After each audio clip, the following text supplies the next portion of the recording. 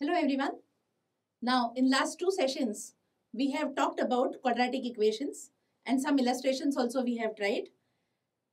Have you understood or have you realized that I have been talking about nothing but ax square plus bx plus c all the time. I say ax square plus bx plus c equal to 0 is a quadratic equation. Now that ax square plus bx plus c is a quadratic expression.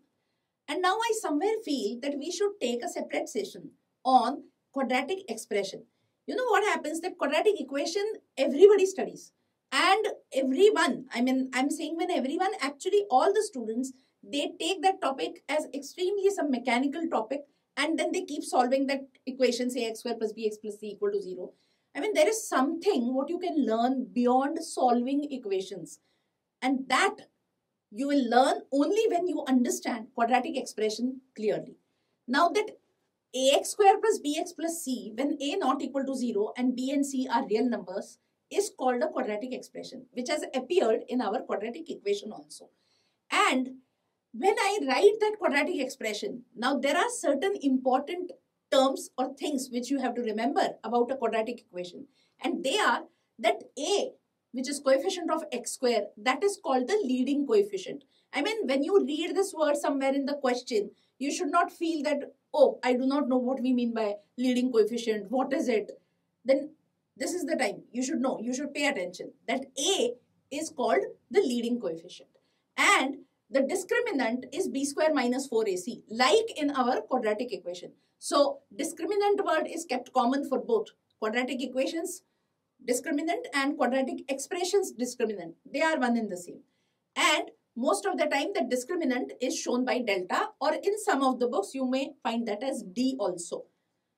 Now once we know these terms, we proceed further and we try to find nature of the zeros of the expression.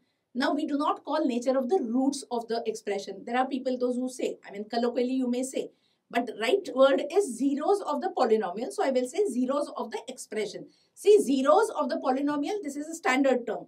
Same way, roots of the equation is a standard term. We do not say roots of the polynomial and zeros of the equation. I hope everybody is understanding my emphasis. So nature of the zeros of the expression. This is exactly similar as what we have learnt in quadratic equation.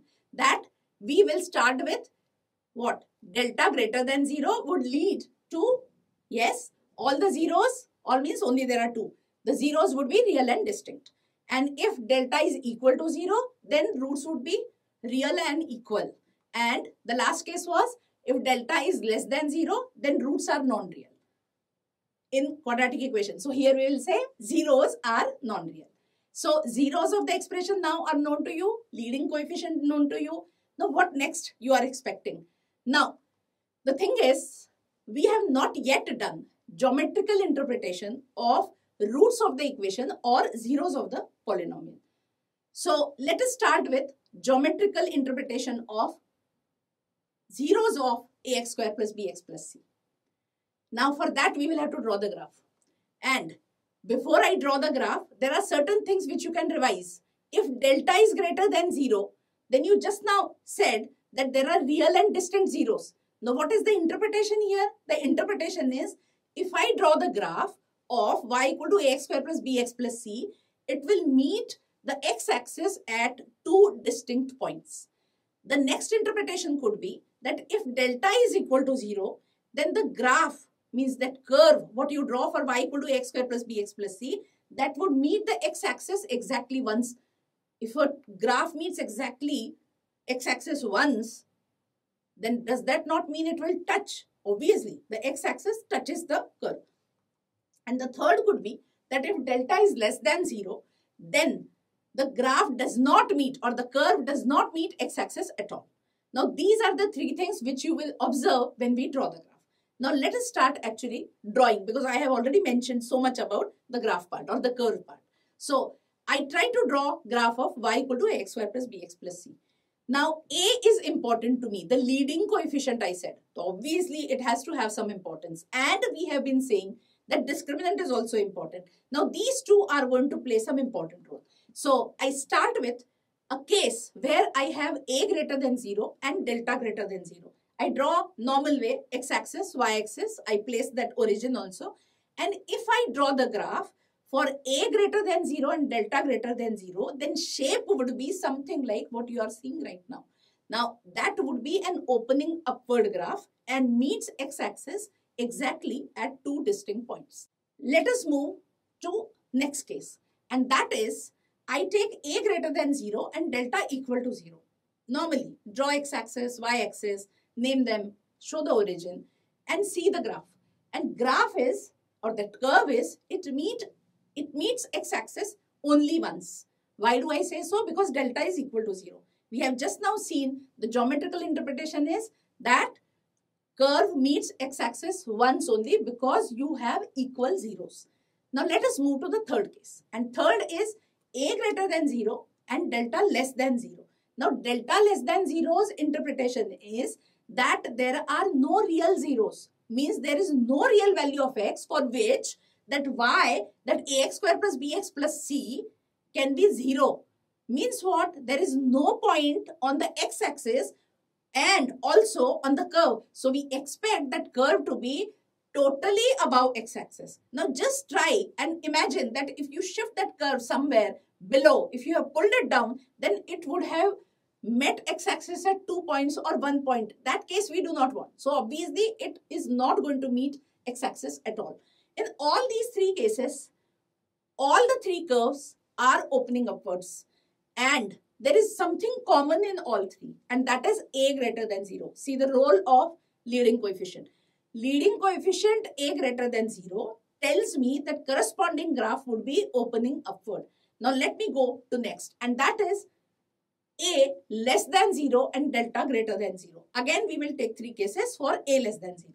Here, we want that curve to meet x-axis at two distinct points. A greater than 0 was giving me opening upwards. Then a less than 0 will give me curve opening downwards. Now try to draw a graph.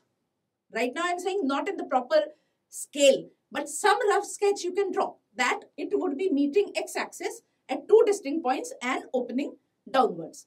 Mind you, please, no particular position of those points on the x-axis we are discussing here. That will come according to what coefficients A, B, C you are given.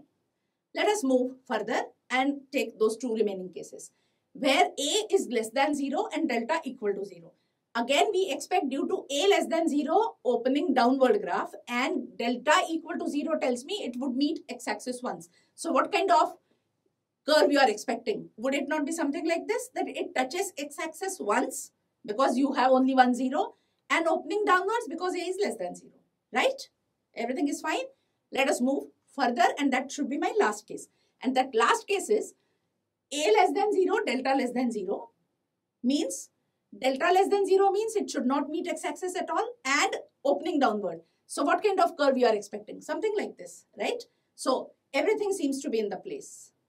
Now, when we proceed further, we observe certain things that the graph is opening upwards if a is greater than 0.